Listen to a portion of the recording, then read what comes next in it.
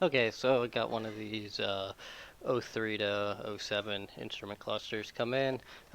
Just kind of quick thing to point out here is if you're into where your motors are stuck, don't drill little holes in the uh, plastic here to poke the needles to try to get them to work again. The motors have failed once you get to that point, so it's not going to do much. You might get them to work a couple more times, but once they're stuck, it's time to replace them. So don't be drilling holes in there. Because these things, you're looking at 20 to 40 bucks to find another one, so they're not exactly cheap to replace. And then you might end up like this guy where he broke the actual needle in there, so just took it out so it quit rattling. But yeah, so don't be drilling holes and poking at them. That's no good, no good. Making your situation even worse for yourself and making replacing one of these a little more expensive. So let's get into this one. One thing I'm going to point out, just because I like to point out, so he broke it, it's missing the needle, but I'm not going to charge him anything extra for another one, because I end up with a ton of extra ones of these from adding trans temp to clusters. You end up with extras of the big ones, so there's some things worth charging a little extra for, like replacing a lens, but a single needle like this, just include it. Don't be rude. Don't be a jerk to people. But alright, let's get into this. So somebody's definitely been in this already. We know that because it's missing a needle. But we get lucky here. They didn't break the tabs off here. So that's a little unusual for one of these. And oh, good. You can see where not only did they drill through there, they actually hit this with the drilling into there. So they could have, like, what kind of idiot are you to do that? It wasn't the guy that owns the cluster. He didn't even notice there were holes in it until I said something. He's like, oh, sure enough. But they had just bought this vehicle. Let's go ahead and get these needles off of here. These are definitely bad motors. These are nice and stuck.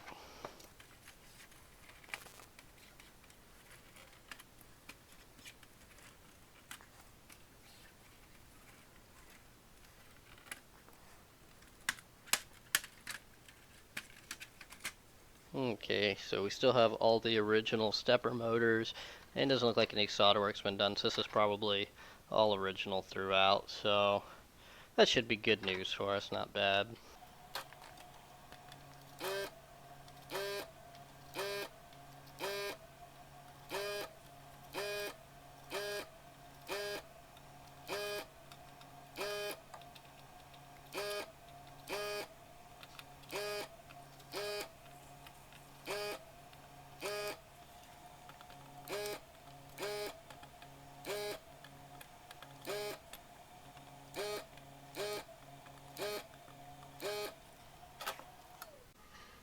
Okay, so today we're going to try something a little new here. We got some Amtech Flux. Uh, Picked it because it's an eBay one, so that's what's making it new. Saw a review on this one where they actually did a video on it and they took it out and the guy was sniffing it and everything smelled the same, worked the same as the real deal stuff. So pretty confident this is. They were pretty confident this is the real deal stuff. I'm still not sold on it being real, but let's see if it works. So we're gonna try it out and see if it works for us. See if we got some Chinese Vaseline or not. It's definitely sticky. I felt it at least to see if it was Vaseline or Flux. So it's definitely some sort of Flux. But we'll be trying it out and seeing if it works today. But this is definitely the cheap stuff off of eBay and not the for sure genuine stuff. Alright, so we got our cheap Flux, and now I'm getting my cheap solder untangled, and let's try it out. And well, let me put on the.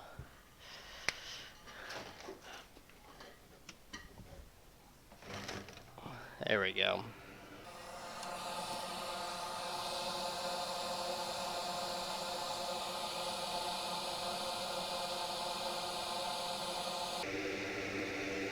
Well, it's definitely some sort of flux. It's not just Vaseline, so that's good news. So look, it appears to work. And there we go, floating off because we definitely have a couple of cracked solder joints on here. This screen wasn't even working at all on the truck. So. Goodness.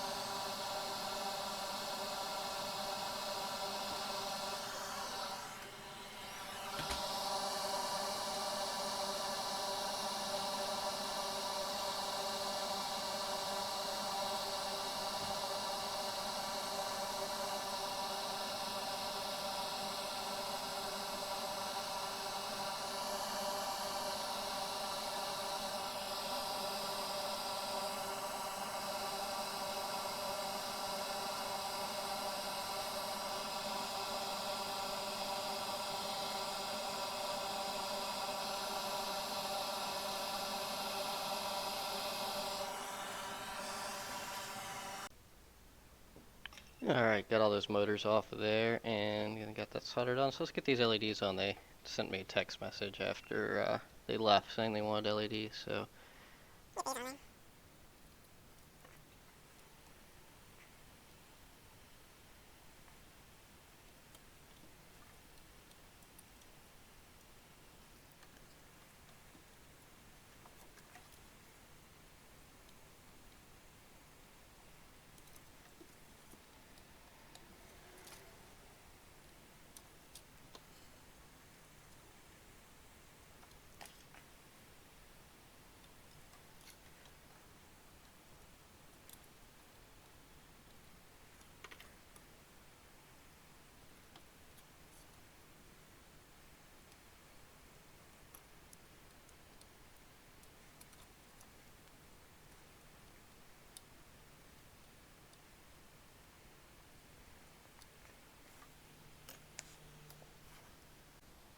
Alright, so got all the LEDs on, and then now we got the all brand new X27s like we always use for our rebuilds.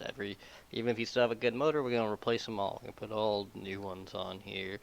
Um, yep, so to the back, and then you'll probably be seeing me use this soldering iron a little bit more because the JBC, the tips are pretty expensive for it. Nothing wrong with it. They're just I want to start trying to save that for more of the fine detail work and use this as kind of my daily driver.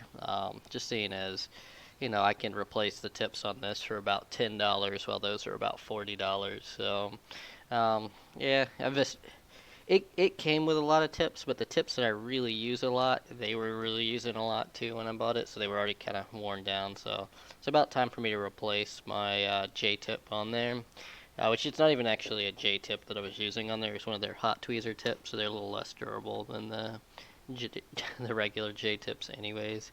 It's got a finer point. But yeah, so I mean, I already own this soldering station. I should use it more. Nothing wrong with the JBC. Nothing wrong with this one. Um, I definitely like the JBC better because it heats up just a hair faster. It goes to sleep as soon as you put it in the little holder and stuff, unlike this one. But, you know, if you own something, you might as well use it, especially if there's nothing wrong with it.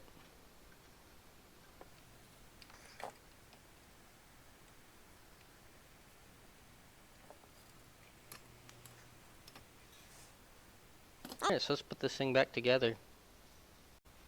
No, I haven't shown setting the needles in a while, so I figure I'll just do that again.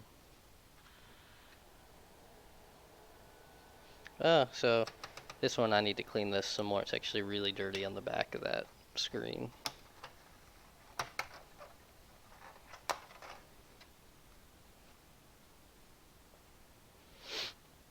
So sometimes you get like this, almost like it looks like there's smoke or something on the back there. It just gets really dirty sometimes. Take it off and clean the back of it.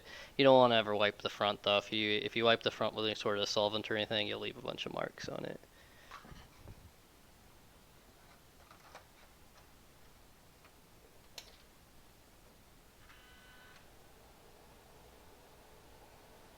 Still a little bit cloudiness on the corners there. Oh, y'all can't see it. A little cloudy over there by odometer, so let's keep cleaning that off a little more. Again, see, just wiping the back side of it, not going to wipe the front. Alright.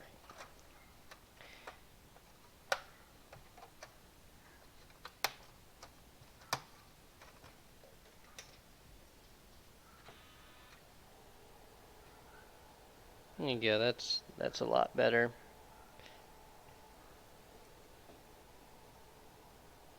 So to set these needles, I just go ahead and turn it on and place them on there.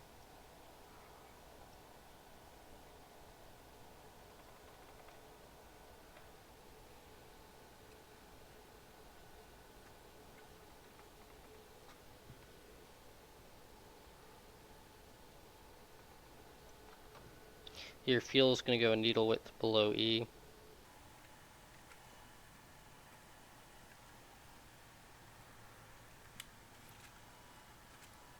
Like I set the voltage just a little bit low there. So to adjust that, just turn it off. You can pull it all the way back off or just kind of scoot it to where it's supposed to be. Power back on and check it. Yep, looks like we are set to where we need to be on all of these. So then I just need to clean up the lens, throw the lens back on, and call it good. So, alright, and so that's a completely done instrument cluster. Yeah, this one does still have the two little holes in it where they had drilled in it, but they didn't want to replace it, which is up to them. It's their instrument cluster. But that gives you an idea of what the red looks like in there, and it's just another pretty basic rebuild, doing same thing over again. But I just wanted to just talk about, drilling these holes isn't going to help you. Once these motors start failing, they're done. Yeah, you can poke it and get it to work for a little while, but um, you know, it's just going to quit working again in a couple of days, weeks maybe. And then you'll be in there poking it, and one day it'll just get completely stuck because it's just that plastic on plastic. The motors break and die. So, yeah, hopefully you like this video. If you liked it, you can go ahead and hit that thumbs up. If you didn't like it, you can hit the thumbs down, and share the videos with your friends. So that way we can grow this channel. I'll see you on the next video.